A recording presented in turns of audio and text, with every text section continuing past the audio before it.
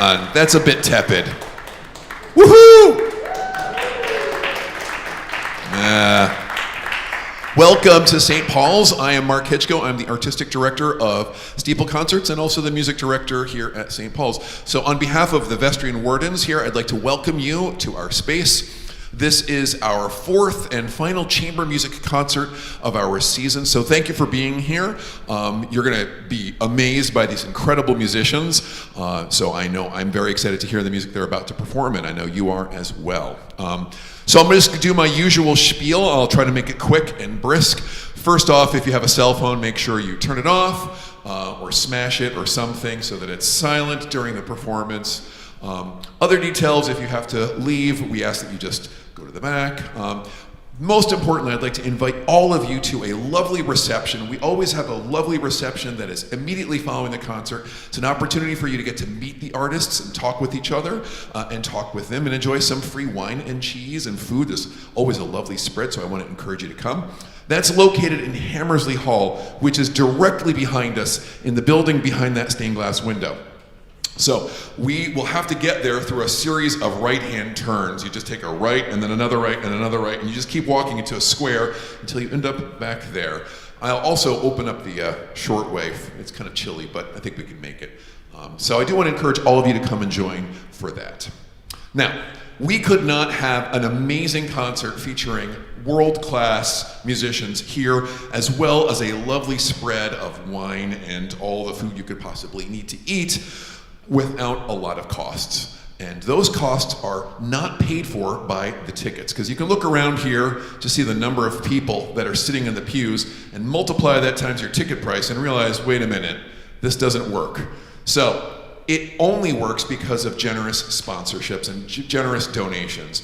So if you look in the back of the program, you'll see a list of names of people who have been wonderful and have supported us through the years. And if you're feeling like, you know what, I like the wine and cheese, and the music was pretty good too, feel free to throw us a donation, and any size counts, although the bigger it is, the more it counts. So I want to encourage you to be really generous and support us in our mission of bringing amazing music at a reasonable cost into downtown Westfield. So thank you to all of our donors and sponsors who have kept us going. Special thanks to all of the sponsors who allowed us to get this wonderful Steinway piano, which is going to be featured in tonight's performance. Those people are listed in our program as well, so we want to be especially grateful for the work that they did to make that happen. If you'd like to find out more about how you can help out by joining the board, becoming a sponsor, or maybe you have a business that you might be able to put us in contact with that would like to give us a donation, talk to Kevin Moore in the back. He's standing right back there, eagerly looking for any possibility that you might be able to have to help support us. Now, I said this is our last chamber concert of the season, but it's not the last concert. We always end our season with an amazing work with chorus and orchestra. Last year we did Verdi's Requiem. The year before that we did the Missa Solemnis. So we always do really exciting things. This year we're ending with the Mozart Great Mass in C minor. It's kind of like the precursor to the Requiem that he wrote.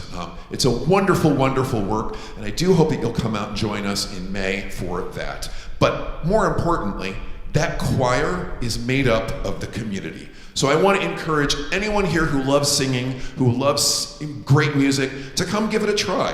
There are 10 rehearsals that take place every Monday night starting next Monday, right here in the sanctuary. So you don't have to have a ton of experience. You're just welcome to come and join us. March 23rd, 7 o'clock here until 9 o'clock. And we rehearse for 10 weeks leading up to the concert, which is May 12th. So I do hope that I'll see a couple of new faces joining us. And if you're not a singer, you're like, you know what, I love to go to the arts, but I don't like to be part of the arts. Surely you know somebody who's a good singer. Open to anyone high school age or older. So if you know of a great high school singer or college student who would love to participate in a major masterwork, please encourage them to come and join us. It's open to all. So I think that's about it. So no one wants to hear me talk anymore. Instead, I'm going to sit down over there and turn pages, which is really nerve-wracking. So wish me luck for that. But without any further ado, I'd love to welcome the Horszowski Trio.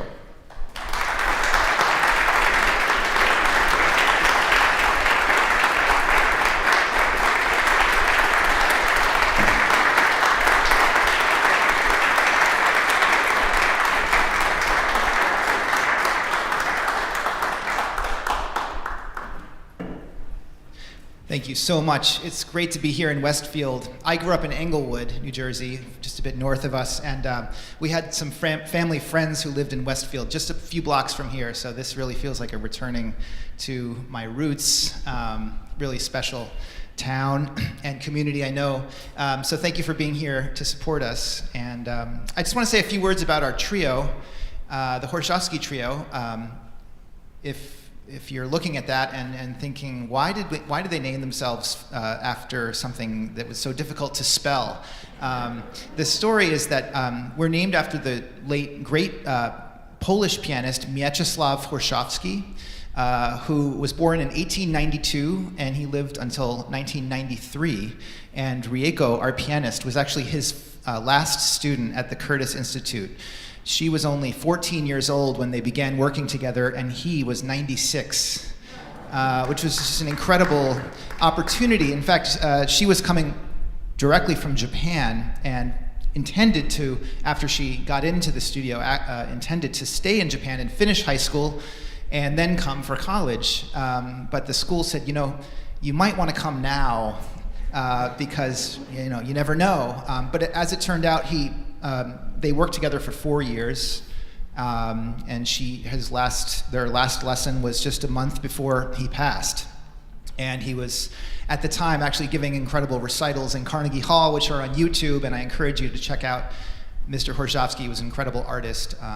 And so we're just, when we decided to name our trio, we thought we would honor his legacy with our ensemble. And so that is the story. And it's really also gives us an opportunity to showcase some composers whom Mr. Horszowski actually worked with, including Ravel, the final piece on tonight's program. Mr. Horszowski and Ravel knew each other, and he also worked with some of the real iconic figures who we don't even think of as human beings as much as just people in the history books, like Gabriel Fauré, Saint-Saëns, Granados, to name just a few. So it's an incredible story. But we're going to start with something from a much more youthful man. This is the Leonard Bernstein piano trio.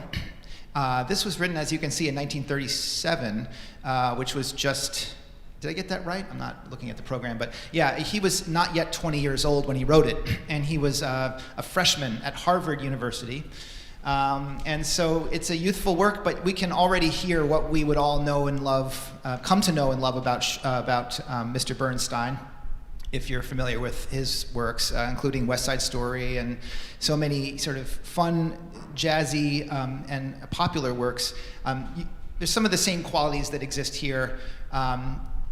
Also, you can hear his genius already. There's a lot of compositional devices that it's just perfectly written. All of the fugues and ways that he turns melodies upside down, and he's really having a lot of fun. But this is a great work. Also the last movement we find.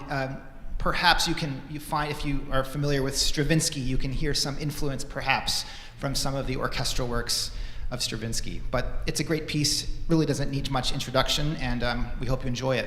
Thanks again for having us.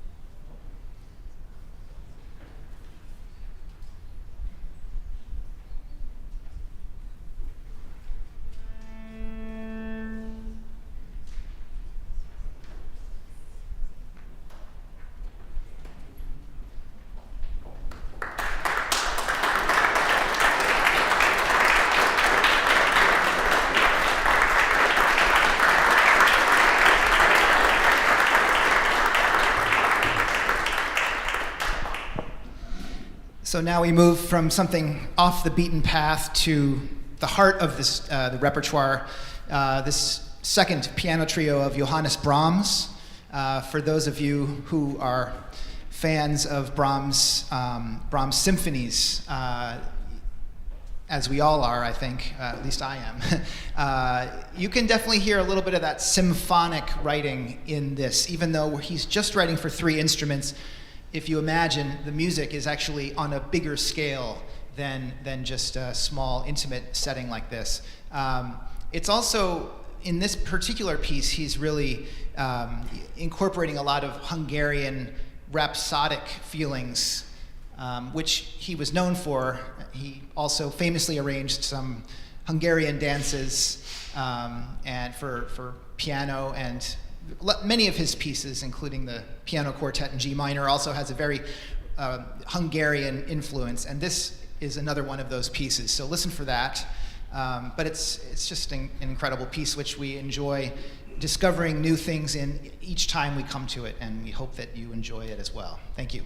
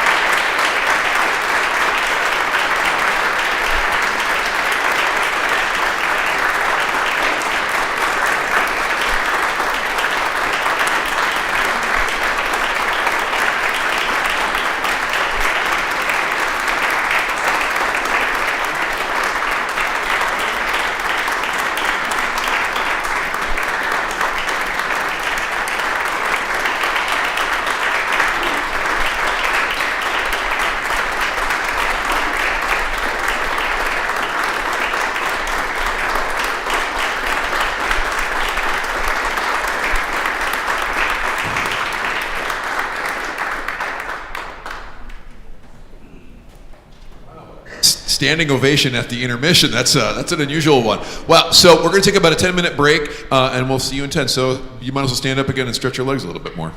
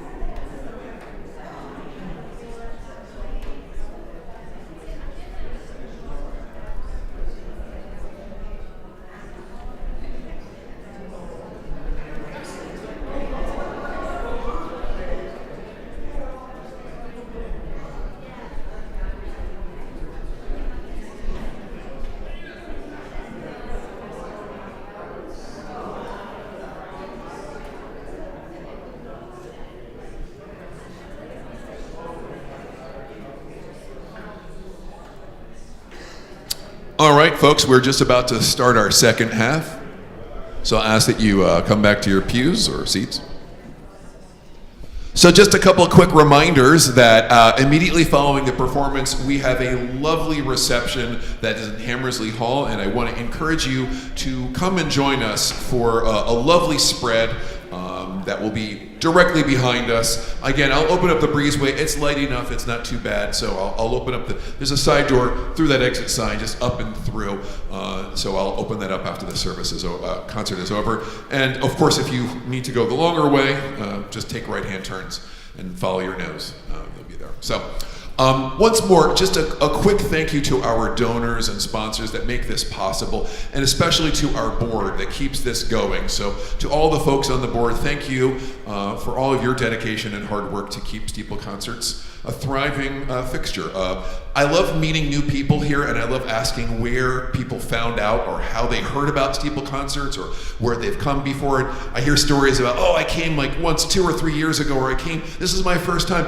I love hearing that. Sharing this gem of a concert series with friends is the way to keep this growing and keep us thriving and alive into future seasons. So I really want to encourage you to spread the word and join our email list if you haven't done so already. Trust me, you're not going to get a lot of spam because I don't have the time to create the spam. I'm the one doing the emails, so if you're getting the email list, it's just me 3 times a concert, generally sending out a reminder. So make my job easier, sign up, make sure that you spelled everything correctly. We have our last concert of the season, May 12th. We are doing Mozart's Great Mass in C minor. I spoke with, yes?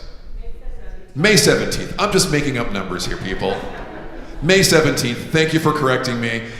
Sunday, May 17th is our final concert. But Monday, March 23rd, we will start our rehearsals. And again, that is open to anyone high school age and older to join us. So if you're on the fence, there's no lifelong commitment. Just come and check it out. And if it feels like, you know what, this is not a shoe for me to put on, then you can back away. But I do want to encourage you to come try it out. It's a lot of fun, and it's fun. There's like 60 people. So if you're not sure, if you're tentative about it, you can hide in the alto section. There's always like 40 altos. So you can just kind of park yourself there and you'll be fine.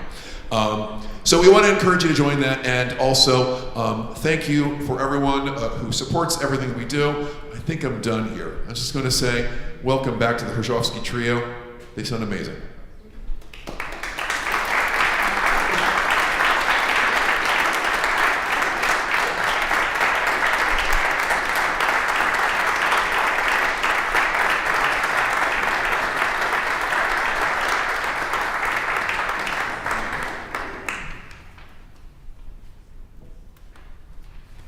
Going to conclude with the great Ravel piano trio, of which there is only one.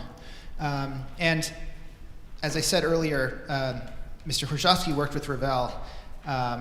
We actually had the opportunity we were playing this piece in Austin, Texas a few years back, and the presenter, after we were finished, had said, "Hey, by the way, do you know that the manuscript to this piece is actually across the street?" So we were delighted to be able to go over there and just thumb through it and see the actual pen and paper that then all the details, and we got a little bit of a sense of Ravel's personality from looking at that, just the impeccable penmanship and the precision. If you blow it up 100 times, you'll see that there's still no flaws in his writing. And every note is just perfect. And I think that's kind of true of the musical part of this piece as well. It's very intricate, and there's so much information in here. It might be interesting to know just a few things about this piece in particular. Obviously, Ravel was French and is known for being an impressionist, and similar to the experience that we have when we look at the visual works of the Impressionists, the textures and the colors might not be perfectly representational the way we would see them or photograph them, but so interesting. And so this is true of this music too. The textures are very unique. There's a juxtaposition of short and singing longer notes and just all of the above is just very intricate.